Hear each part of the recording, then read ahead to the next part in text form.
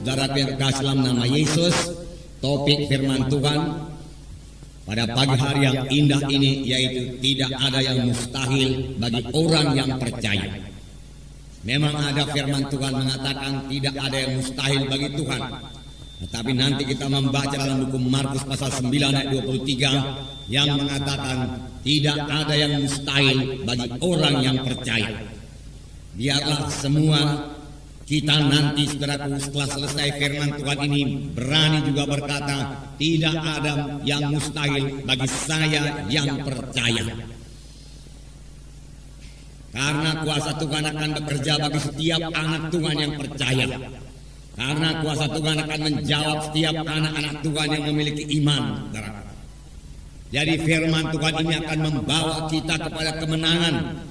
Firman Tuhan ini akan membawa kita kepada kesanggupan untuk mengatasi problema-problema kita. Sehingga kita hidup berkemenangan.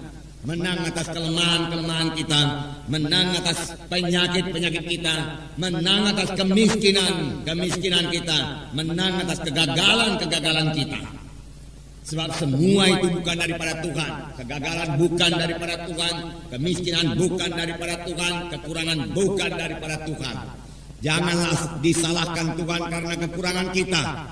Tetapi lebih baik kita kenal siapa Tuhan Yesus itu dan apa maksudnya dalam hidup kita.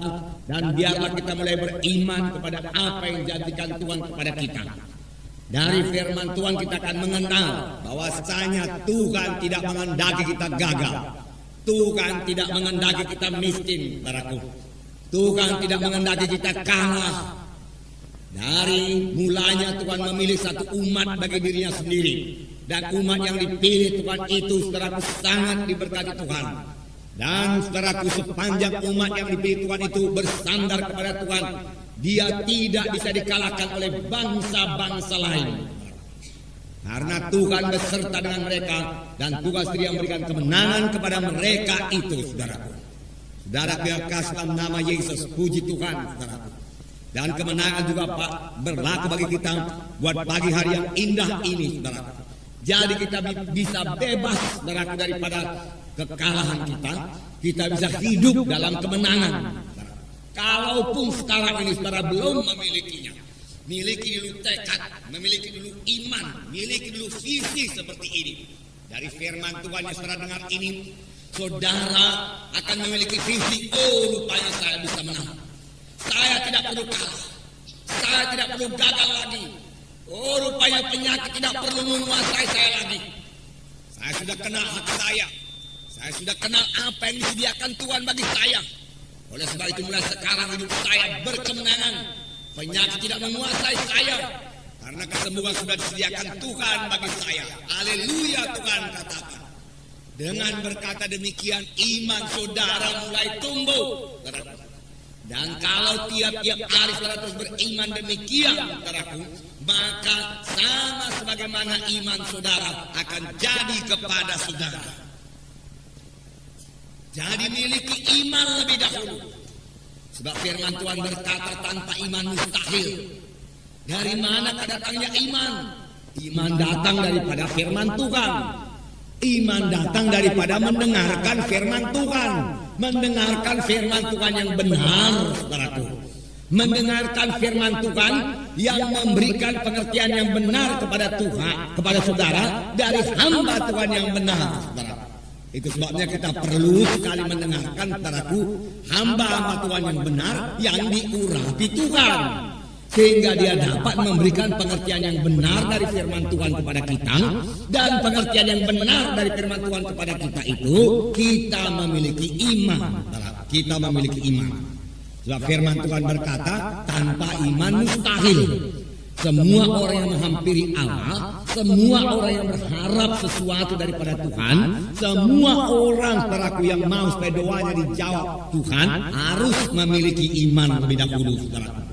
Dan firman Tuhan juga berkata, sama sebagaimana imanmu jadi padamu. Apa yang kita percaya itu jadi kepada kita. Iman artinya kita percaya bahwasanya apa yang dijadikan Tuhan itu genap kepada kita. Sudah genap kepada kita. Adalah milik kita.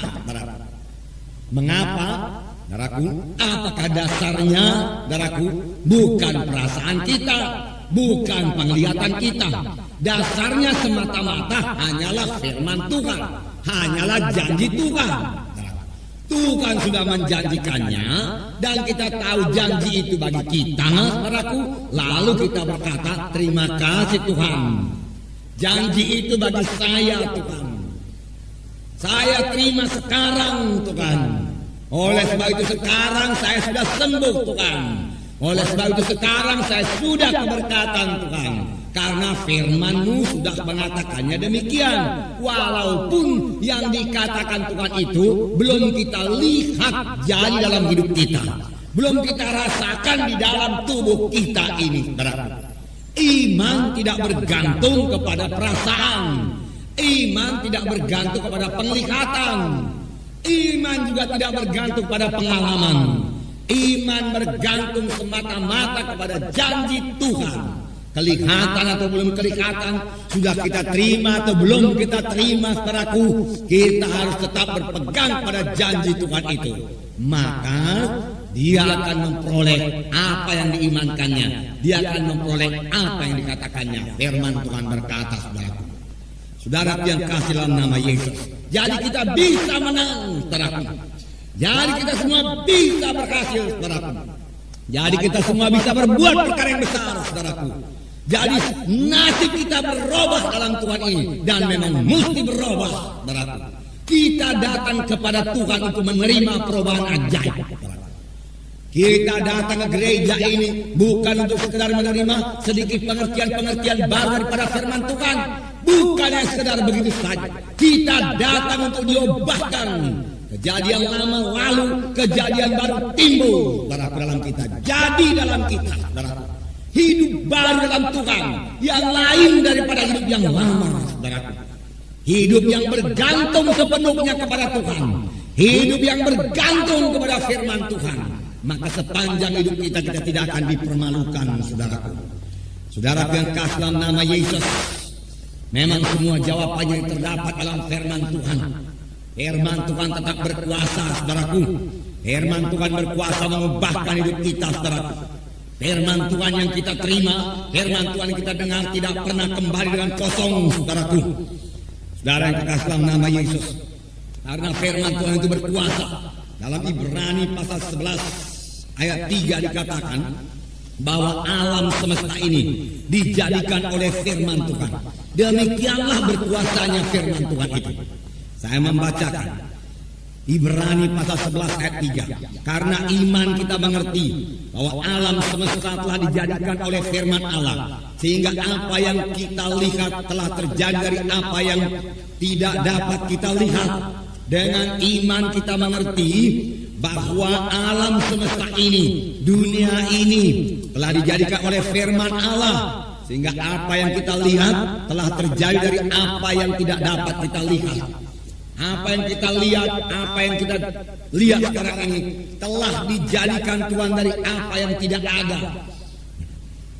Bagaimanakah Tuhan menjadikannya? Firman Tuhan berkata, alam semesta ini dengan segala isinya dijadikan Tuhan dengan firman-Nya. Begitulah berkuasanya firman Tuhan itu. Tuhan Yesus saja berkata, jadilah terang, terang pun jadi. Jadilah matahari, bulan dan bintang. Dia hanya mengucapkan firman Tuhan, lalu matahari, bulan dan bintang pun jadi. Saudaraku, jadi.